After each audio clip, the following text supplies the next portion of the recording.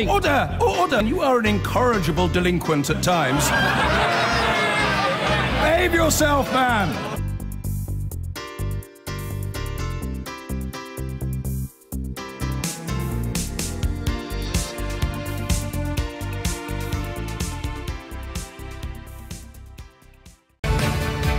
Hello, I'm Jake Tapper in Washington, where the State of our Union is watching and waiting. In less than 24 hours, the first person could be taken into custody in the Russia investigation. On Friday, a Washington grand jury approved the first charges in the probe into possible collusion with Russia by the Trump team, led by special counsel Robert Mueller. While the charges right now are still sealed, sources say anyone charged could be taken into custody as early as Monday. We do not know at this point who might be facing charges or for what.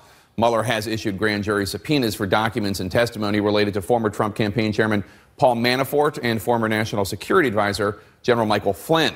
The White House has not commented on the development, and the president has been silent on the general topic since news of the charges broke. But in a new interview conducted before Friday, White House lawyer Ty Cobb told the New York Times that the president is not worried that his associates have any damaging information about him. Let's get right to Preet Bharara. He's a former U.S. attorney and CNN senior legal analyst. Preet, try to explain for us what we know. I know that you don't know any insider information, but the first charges have been filed in the Mueller investigation. As a former U.S. attorney, which Trump associates do you think might likely find themselves in the most legal jeopardy at this point in the investigation? Well, Jake, I know very little. I know just what you know, and if the reports are true, the only thing we know is that there have been charges approved by a grand jury, and those remain sealed. We don't know how many people have been charged. We don't know what the extent of the charges are. We don't even know if it's charges against some of the people that you mentioned in the preview to this segment, Paul Manafort or Michael Flynn. It could be charges against somebody or more than one person that we don't know that might lead to charges against one of those people we mentioned, Manafort, Flynn, or someone else. So at this point, it's hard to speculate about what is in the indictment and what is not. So sources tell CNN that anyone charged could be taken into custody as early as Monday. How is this likely to unfold? How is this traditionally done? So it can be done in various ways. You know, generally speaking, in a white-collar matter where there's not concern about the spoliation of evidence and risk of flight, and there have been conversations, as there might have been in this case, with the potential target in advance. Sometimes an arrangement is worked out to avoid, the circus of the FBI showing up and cameras showing up from CNN and other outlets, and somebody might be permitted to show up at the courthouse at an appointed hour to surrender in a sort of civil way. I don't know if that's the arrangement that was reached here. It may not have been, but that's my guess. Sources tell CNN that Robert Mueller has warned former Trump campaign chairman Paul Manafort that they're working to charge him with possible tax crimes and possible financial crimes, and this has raised the prospect that Mr. Mueller might offer Mr. Manafort leniency in exchange for any incriminating information about anyone else, including potentially President Trump. White House lawyer Ty Cobb says that Trump's ex-aides don't have any evidence against him. Could you shed some light about how this process works of offering leniency and how that might work in a case like this? Sure. In any case where there might be criminal activity on the part of more than one person, prosecutors like those in my former office and those that work in Bob Mueller's office now try to see who they can bring charges against first and see if they have information about someone else. And typically you want to be pursuing people and pressuring people who have information of an incriminating nature above you in the food chain. And if that's so, that's typically how it works. It's also possible that they're charging a number of people at once and they want to see who's the first one through the door. It's also, a possibility that they made an attempt to try to get cooperation from the person that they charged on Friday, and that attempt failed, as sometimes happens in my experience from before, and sometimes what it takes to have someone focus on their own future and the possibility of getting lenience for themselves is to actually see that the prosecutors are not bluffing, but are prepared to go to court and seek a charge, which is what it seems like happened in this case. You tweeted this morning that people should watch not only what Special Counsel Mueller does, but also how President Trump responds in the coming week. What did you mean by that? So we know from history in recent months that the President of the United States has strong reactions to public events, even events that have been caused by his own actions. So after he fired Jim Comey, He went on television with Lester Holt and said some things that I think people find incriminating in connection with an obstruction investigation. He said that he fired Jim Comey with that being on his mind facts relating to the Russia investigation. So I would look for a couple of things. One, whether or not Donald Trump has some reaction and talks in a way that could be used against him in the future, because Bob Mueller would do that. And the second thing I would look at is to see if the President of the United States is sending some kind of message to the potential defendant or other witnesses, and that's in two categories. One, is he sending a message of intimidation in some way through himself or his cohorts, suggesting that people should not be talking and people should keep their mouths shut, which happens in life from time to time. And the second thing is whether or not he sends a message of reassurance. We also have from the historical record in recent months that Donald Trump will avoid going through the regular process for pardoning someone who's an ally. In this case, it was Joe Arpaio, the sheriff in Arizona.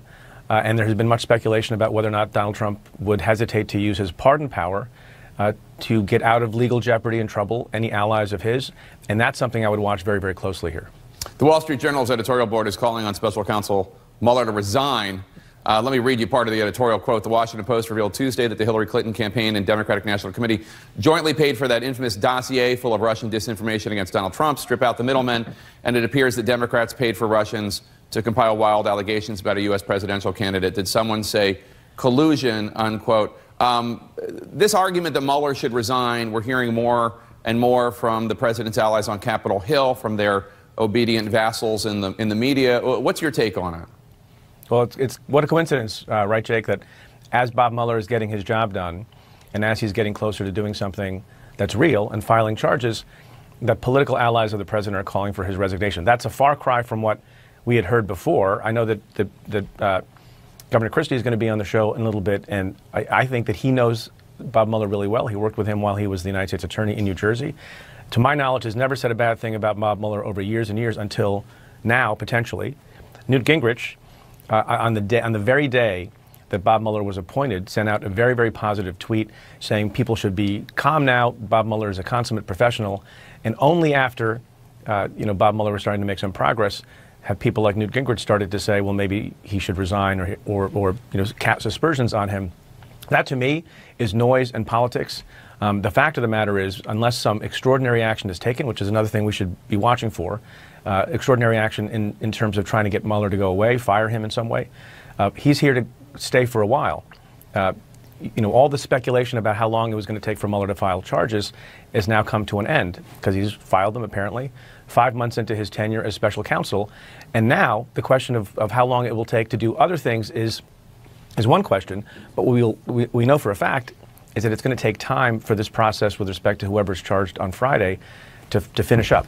And so while that process is unfolding in court with hearings and a potential trial date, those guys in Bob Mueller's office are going to be working on other things as well. All right, Preet Bharara, thank you so much.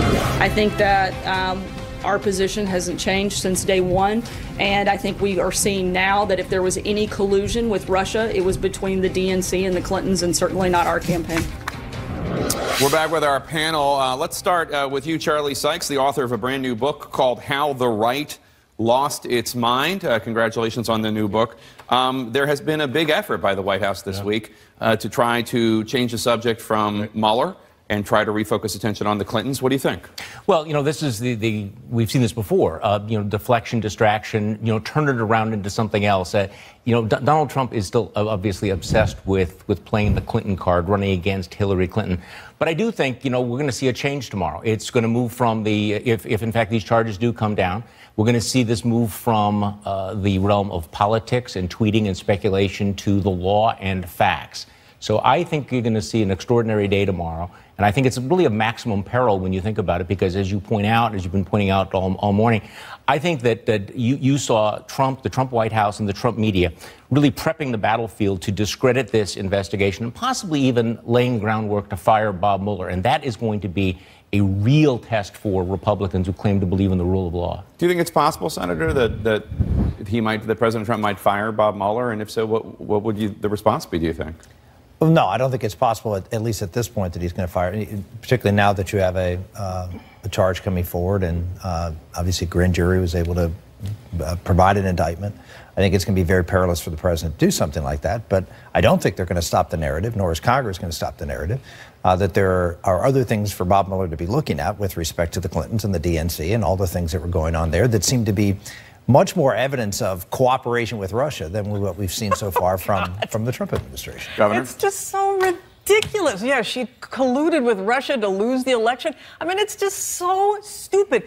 When I was a federal prosecutor, Jake, and attorney general, when we brought cases, we would look for direct evidence and we'd look for someone's mental state as well. And if someone was doing consistently things to throw people off the trail, if they were attacking, of course, the investigator, it's all evidence of a state of mind, a guilty state of mind. Every time he tweets about emails, about uranium, about Hillary Clinton, it's all further evidence. If you were innocent, you would say to Robert Mueller, come on in. I don't want anybody who has colluded with Russia in my administration. I want them prosecuted to the fullest extent of the law. Instead, he's doing everything possible to distract, to divert, and now this undercurrent to get rid of the prosecutor. Nina Turner, distraction though it may be, it's also one of the reasons, this idea that during the middle of this deal, and we should point out it was a 9-agency panel that okayed the Uranium One deal, not just the State Department, although that was one of them. But during that period, President Bill Clinton did go to Russia and give a speech for $500,000. People invested in the program Uranium One had been giving millions of dollars literally to the Clinton Foundation since 2009. This is one of the things, one of the reasons why Sanders supporters didn't trust Hillary Clinton. I mean, the perception is heavy, but as you pointed out, Jake, the Committee on Foreign Investments looked at this. The Treasury Department manages this interagency process. I think the bigger question, and the State Department could not make the decision just alone. The question becomes, would Secretary Condoleezza Rice have done the same thing, or other Secretary Kerry, would he have done the same thing in terms of being somebody that weighed in on this? But the Secretary Clinton did not weigh on this. That's what the evidence shows. Yeah. And the point, I think the larger point is, other agencies led by the Treasury Department, it's important that our viewers understand this. But to me, the biggest question is, why didn't anybody say anything about this? I mean, the fact that a Russian company now owns 20% or controls 20% of our uranium extraction and has de facto and de jure exercise. They can control whether or not it's extracted or not extracted. They own the rights to it. To me, that is the bigger question, not one agency. But you can believe two things. You can believe this was a very, very disturbing deal that we ought to look into, and also think that it's completely irrelevant to what's going on right now, that you can be disturbed by that, but also recognize that there's really no new developments in that story. And why would this have become a big story the week before the first indictments would come down? So again, you don't have to say there's nothing here, but you can also say this is a complete distraction from this real story of the Russian interference in the election. In fact, this was raised during the election, and it was investigated. And fact checkers have said there is nothing to Hillary Clinton. Hillary Clinton did not even sit on the committee. She didn't. Yeah. It was and an the assistant. The Pentagon didn't object, Jake, and neither did the Department of Homeland Security. And the assistant said that she had nothing to do with it. Okay, with three of you saying this is a distraction, let's turn to what we're expecting tomorrow, which is we are expecting if not an arrest, somebody to go willingly into federal custody. And this has got to be something that's concerning for people who support President Trump, because whether or not it proves collusion, whether or not it proves, and President Trump might have no knowledge of anything that's going on, it's still something of a black eye for those saying that there was nothing there.